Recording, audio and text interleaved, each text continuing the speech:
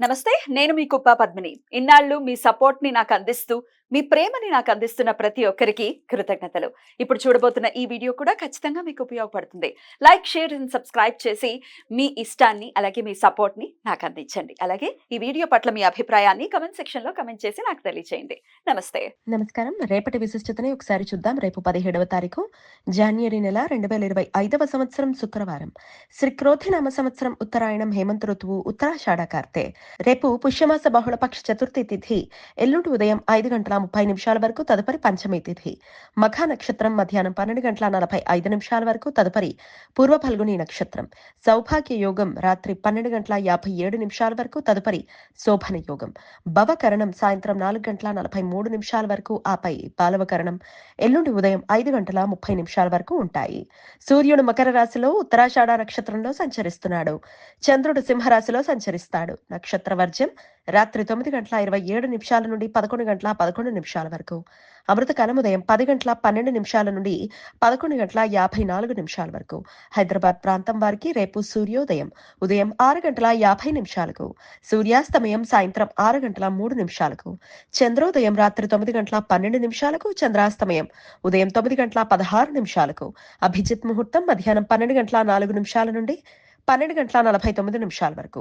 దుర్ముహూర్తం ఉదయం 9:04 నుండి 9:49 వరకు.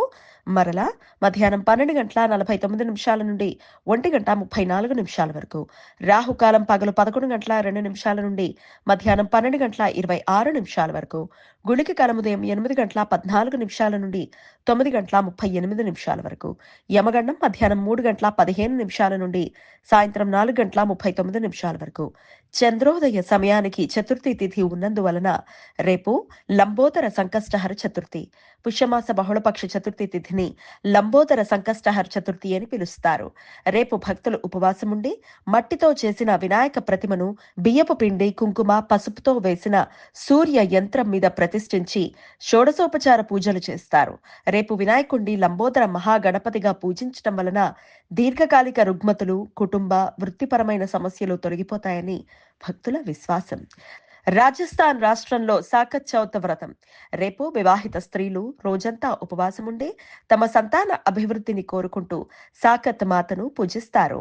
రేపు మాస శూన్య తిథి.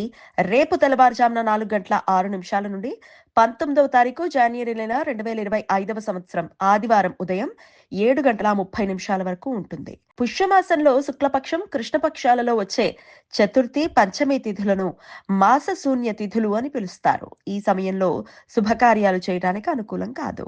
ఈ సమాచారాన్ని మనకు అందించిన వారు మేడికొండూరు విశ్వనాథ్ ప్రసాద్ గారు. ఆయనకు కృతజ్ఞతల్ని తెలియజేస్తూ గణపతి స్మరణతో సమస్త సన్మంగళాని భవంతు. నమస్కారం.